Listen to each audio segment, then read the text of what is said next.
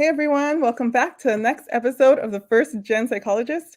In this series, we will cover topics that destigmatize mental health, as well as topics for personal development and empowerment centered on the First Gen experience. I'm Dr. Lissa, aka the First Gen Psychologist. My pronouns are she, her, ella, and I'm a First Gen Latina psychologist, leadership coach, speaker, writer, and today I am your host. Today, we will be talking about the Repay Cycle, which is a framework that has been trademarked by Allison Ly. So we'll be speaking with her shortly. So let me share a little bit more about Allison Ly, who's an LCSW. She's a psychotherapist for first and second generation adults. So Allison Ly, she, her, works with first and second generation adults. Her goal is to help her clients create the happy and healthy relationships they crave most without sacrificing their own dreams, desires, and health along the way. Allison helps her clients who grew up prioritizing others find ways to take care of themselves while still supporting their families and loved ones in a meaningful way. Allison has an online therapy practice for high-achieving adults who reside in California. She is also a course creator, speaker, and coach for first and second generation adults who are looking to strengthen their relationships with their loved ones. Allison, thank you so much for being here. How are you? I'm doing well. Thanks so much for having me. Yes, and I'm so excited to learn more from you about your framework. I got a little tongue-tied there as I was trying to talk about it, but yeah, the Repay Cycle trademarked framework developed by you. So I want to make sure everyone that you get the credit. So let's, but yeah, let's get into this. So what is the Repay Cycle, and who commonly experiences this? Yeah, so with the work that I do with first and second generation adults, right, and first gen being, people who were not born here in the U.S., second gen were individuals who were born here, but their parents may not have been born here in the U.S. as well. Those are usually the clienteles that I work with who experiences the repay cycle. And the repay cycle has 4 parts to it. So there's an awareness piece. Okay. There's the actual act of the repay, and I'll get to this later as well. And then the next step is, now I'm blanking because I was like trying to talk. So it is, sorry, I got a little nervous. Awareness, repay, there's self-sacrifice and mixed emotions. And then we go back to awareness, right? And it just keeps cycling like an engine. And it's not that we're trying to get our first and second gen out of this necessarily, because for first and second generation adults and children, the desire to really take care of, give back, and care for their parents, their elders, family is really strong. So we're not trying to say like stop caring for your family or anything like that, but it's more how can we do this and be in the cycle in a way that's more efficient, more productive, and helpful for you and your family, so that we don't burn out.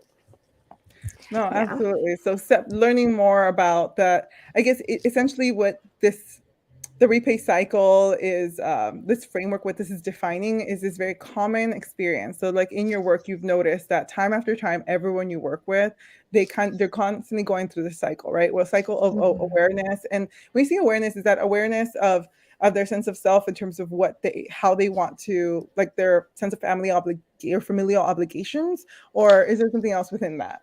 Yeah, so the first piece is the awareness, and that sometimes is from the individual where they are aware, right? Like, let's say for me, I'm a second gen and I grew up here in the US. I had access and privileges to English, learning English, school, and just so much more than like my parents and my family had.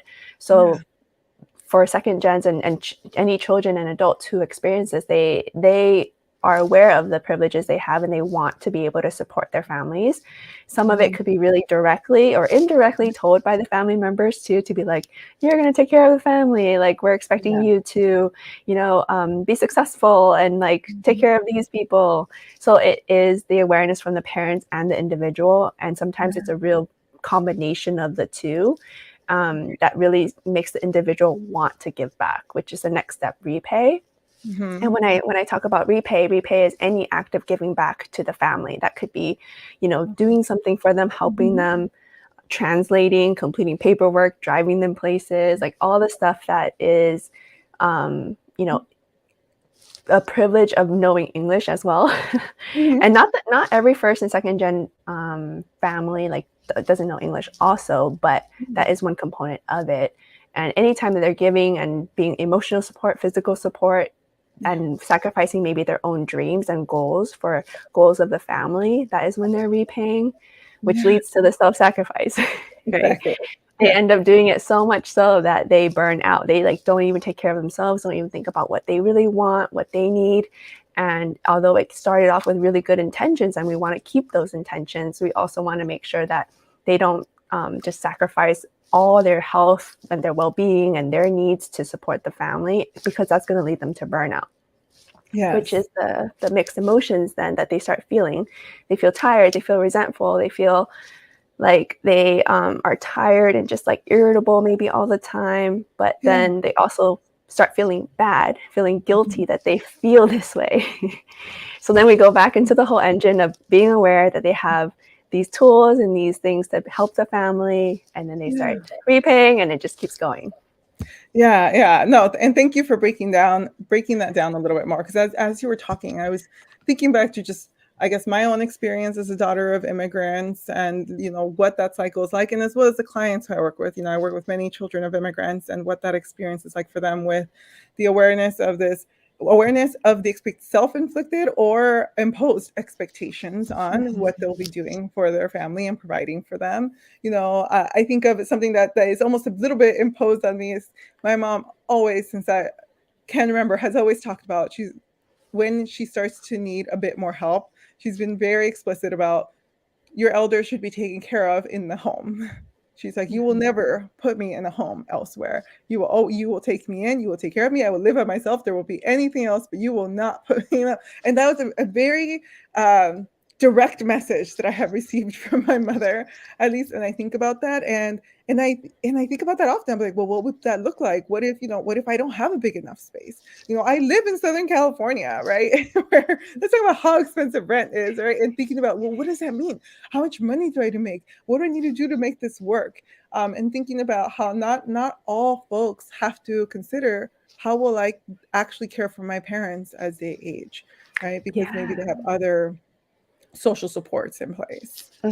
Social supports, and also maybe even financial, or even just like different cultural expectations of like what will happen, right? And yeah, just Yeah. considering all those finances, space, like that is a perpetual worry too that a lot of first and second gen have, because they're always Mhm. trying to plan, trying to be proactive and make sure Yeah. everything's settled for themselves and their family. Yeah. Yeah, and that's the repay part, right? It's like, well, what can I Yeah. do to repay you for all the sacrifices that you've made to give me these amazing opportunities so that I have access to these? What dreams did you give up on, or were you not able to have for me, right? So then Yeah. the self-sacrifice feels necessary in those moments for these individuals. Or I think of, for me, it's like, oh, you sacrificed so much to be here, then I need to sacrifice to make it worth it. But Yeah. then the mixed emotions, because my sacrifice maybe is causing me pain, is causing me more hmm distress, and then we go back. Yeah. Yeah. The And when we cycle. have those mixed emotions, how do we end up showing up in our family, right? I remember like for Mhm. me personally too, there were times where I like overextended and I would show up irritable or grumpy. And that's not how I want to Mhm. show up when I actually do want to take care of my family too. So Yeah. part of knowing the repay cycle is just also being aware of where we are at and how we want to show up. And if there's anything that we can do to help us self-sacrifice less and actually be more intentional and set boundaries around how we want to show up so that Mhm. we feel better about it and not Yeah. go into like we're not doing enough, we're a bad child or anything like that. Yeah, don't get me started. I can talk about this all day long. Yeah. It's part of why this is the area of expertise for us. It's like understanding the experience on a personal level in addition to the professional level, right? We can speak on anecdotally how we experience this, but we've also had a lot of training. And so that's why we're able to answer questions such as, why are there any specific signs or symptoms that might indicate someone may be experiencing the negative effects? I know you start to speak to them briefly now, in terms of showing, when you're showing up maybe at family functions, you're a little bit more irritable, a little bit more short. You find yourself that you're not actually enjoying the time that you're there with them. But Yeah. is there anything else that someone might notice, physically, or any other signs that they're experiencing any of the negative effects of the repay cycle? Yeah, I think just noticing if like the individual themselves are not feeling like well energized, not taken care of, are they physically actually even unwell? Do they have a lot of times too with the anxiety and the fears and worries, we hold it in our bodies. So a lot of times it shows up somatically, right? And paying attention to that and really just noticing if we're feeling burnt out and not even taking care of ourselves, right? Are there things that we want to do, used to enjoy doing, that we just stopped doing because we're so engaged in taking care of other people, or feel like we don't have time because we're so exhausted from taking care of other people? And of course, these can be on a spectrum where just having these symptoms doesn't necessarily mean that they need therapy, but it also could mean they need therapy if it intensifies and it's happening day in and day out, where they're just feeling isolated, having a lot of negative thoughts, and the anxiety is just so over consuming. Yeah. So you might notice it in smaller moments, but then as it maybe becomes a bit bigger, it starts to impact your quality of life a bit more. That's when you want to consider additional support, right? Yeah. But before we get to that point, like sometimes there's other things that we can do to help ourselves, to help us navigate some of those uncomfortable emotions or discomfort in our bodies just generally. Because when you were saying that, and I'm like, no, I totally get what you mean. I was like, I like felt my hand just go to my stomach in that moment, because I think of, like when I have a moment of distress, sometimes I notice like my stomach gets uncomfortable and suddenly I have to go pee a million times. I'm like, what is going on with my bladder? What is happening? But I'm like, oh, it's an anxious bladder, or it's, so sorry if that's TMI for folks, but I think it's very relatable because I know it's not just me. Yes. Yes, it's So, definitely not just you. Yeah, and there's some other ways too, right? Like for me, sometimes it's in my shoulders. A lot of times I internalize a lot more, so it's also good to know how we tend to deal with stress. Do we like to let people know? Yeah, stretch it out, right? Like yeah, I was like, where is it? I think I'm okay, actually. yeah. Kind of knowing ourselves and knowing do we need space from people, or do we actually need people to kind of talk it out and let out some of our stress is also really important, so that we don't force ourselves to do something that we're not ready for, right? Like if I needed alone time and I force myself to sit here and talk to my sister about my stress, that may not be helpful. So that is just, being aware is really helpful. Yeah, knowing sort of what do you need, what helps you, and that can be really hard. It could be especially hard if you were raised to constantly be attentive to other people's needs. It can be hard to be attentive to our individual needs and to not feel selfish when we're engaging in something that we need for ourselves. And I'm guilty of pushing myself past in moments where I'm like, I really should have just stayed home. I really Yeah. would have benefited more from giving myself that hour instead of pushing through, right? Yeah. Yeah, Go so on. definitely some of the strategies that I think is really starting to set boundaries, but setting boundaries sounds so easy, but it's such a multi-layered process. And that's actually the course that I've created to actually help clients know how to do that in a way that works for them. So it takes a lot of reflection, a lot of knowing ourselves. But I think really first is just practicing self-compassion and being kind to ourselves about hey, I'm feeling stressed in this way because of all these reasons, right? It's not that I want to be mean, or I don't like people, or whatever it is. It's just really identifying how stressed or overwhelmed or whatever it is that we are, and being kind and not judging ourselves for it, so that we can actually move forward and seeing how we can help reduce some of that, or just at least just feel it, and then see what happens in terms of what we want to do next. So yeah, really self-compassion, setting boundaries, being really aware of how our body feels, how our mind feels, how our thoughts feel. And for first and second generation adults, I think a lot of times there's a lot of negative self-talk that we have to pay attention to. So I think really being key and tuning in onto that. And one tip that I really like is just, if we are having a lot of trouble getting out of that negative self-talk, is just really focusing on facts, what actually happened, so that we just remove all the judgment, all the opinions, all the adjectives that are not needed. Yeah.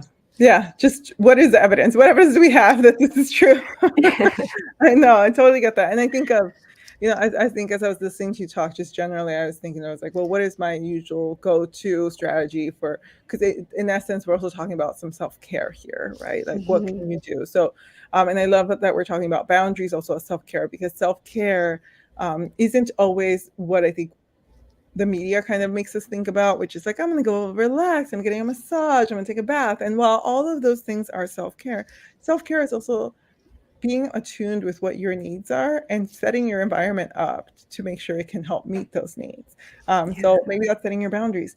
Maybe that is doing that task that you've been putting off for a while, that you've procrastinated because maybe it's making you uncomfortable because that put you first, right? Like maybe you were feeling selfish in that. So it's like actually leaning into that and leaning into your needs with that. So that's something that comes up for me. I know, and I will share, I guess, my go-to self-care, what I love. I've always loved baths, but I don't have a tub where I live right now. But I'm kind of, I have moments, but I will say that I still love anything that moves my body or the physical touch and stuff. And so I've noticed that I have really leaned more into working out more, and I really enjoy it. And it is so nice to be here. Like today I have a workout class at 6 and I'm excited about it. Usually I would be dreading certain workouts, but I was like, no, I want to go. They're going to be doing a fun playlist for it today. It's going to be so much fun. And so it's nice to see that shift. But what about you? What do you like to do for your like main nurturing or self-care? Yeah, I love music, and I actually feel like I don't listen to music enough. So I've recently been much more intentional about just having music on, even when I shower, just like when I'm doing stuff. I love listening to podcasts, but like sometimes I just need a break and just not think. So I think being very mindful of that and not trying to be productive all the time is something that I've been really focusing on. And yeah, music has been my new go-to. But really, I think for me, even just drinking water is like really important for me, because sometimes I think I get headaches or I start feeling really uncomfortable because I'm not drinking enough water. So yeah, self-care can be just like anything, right? Like it doesn't have to be one thing. And I love how you found other ways to kind of incorporate the self-care when that one option isn't available, right? So we kind of modify and be flexible with our self-care. Absolutely, absolutely. And, make sure that anytime I'm out of town, I'm getting a hotel room that has a tub so that I Yes. can have a tub. Just to be clear, I still get my baths, okay? Yes. Um, Yeah. so this has been so wonderful. I really enjoyed learning from you and learning more about this repay cycle that folks experience. And so for folks maybe who are interested in working with you, what are some ways that we can support you and your work? Yeah, I think just continuing the conversation, right? That's why I was so happy to be on this live stream, right? Just like talking about this, because I think for first and second gen, like a lot of it isn't talked about enough, and they don't feel normalized. They don't feel like their feelings are valid. They feel alone. And one way that I'm trying to continue that too is through my email community for first and second gen. So, you can feel free to sign up for that if that resonates with you. And my course is coming out soon. I actually have 3 spots open for first and second gen to try it out if you're interested. But if not, just I think just having community and joining the email community. And you can find me on Instagram too at Hey Allison Ly. Awesome. So we can find you on Instagram, we can find you on your website. I'm trying to remember, I think when you were talking about, so this course that you're offering, is this a course that people can just, is this enrolling, is this a specific time that it's set for, or is this a self-paced course? How does this work? Yeah, it's self-paced because I think, like I said, with boundaries is such a spectrum. It's so deep, and it's not as simple as, I'm not going to do this, right? So there's a lot of reflection that needs to be done. So I love that it's self-paced, and I hope that actually resonates with people, just being able to return back to it and doing it at their own time without feeling pressured. Because I think already setting time alone for first and second gen, like you mentioned, is already hard enough sometimes without thinking that we're selfish or whatnot. So yeah, and right now I have 3 spots open, but I think as we move forward, there may be more spots open. But for now, there's only 3 left. Okay, no, that's awesome. I'm like, I just want to know all the information for folks. I'm like thinking, like, what else do I want to know if I was a potential client? And so, do you have any availability for individual clients at this time? I know you're located in California, so that means only California-based folks. But do you have any availability? I do. I am accepting clients right now, and the therapy website that you see, that's for therapy, and the email community that I talked about is going to be on tinyurl.com/GenClarity. That's just a landing page for now as I continue to prepare my website. Here, I just added the next one. So like in that course, here's the information for what website you go to. And honestly, as we were just before we started this like recording today, we were talking about how like my style is like, let's just jump in, we'll like work things out as we go. And so I love seeing that you're like, oh, we're still figuring out the finalized website, but we're here and we can offer these services. And yeah, and I love that you said that, right? Because it's the same thing for Yeah. our clients. We don't need to wait for things to be perfect until we start. We just start and then we modify, we shift. Exactly. Yeah. And I mean, it is a strength, I think, for a lot of the first and second gen community, is this learning how to adapt, because you've had to adapt to so many different environments. You've had to code switch maybe to survive. You have to do so much. And so how do we transfer these skills that maybe they were developed during a time of survival, but now that we can make them work for us? If you learned how to do something, let's learn how to incorporate it into your day-to-day to help make things a little bit easier, just a little bit easier. So I was like, I want to make it all super easy, but it's a process. So Allison, it has been such a pleasure to have you on today. Thank you so much. Thanks for your time, your energy, your expertise. And yeah, thank you. Yeah, thank you as well. And for you to creating the space, like I said, and all the work that you do. It's been great. Thank you. So for those of you who are watching this live, thank you so much for tuning in. And for anyone who's watching the replay, please make sure you subscribe so you never miss another episode. Share with anyone who you think may be interested. And these episodes will go live every Tuesday at 10 a.m. Pacific Standard Time for as long as I can keep doing this. So please support my mission. Thank you. Bye, everyone.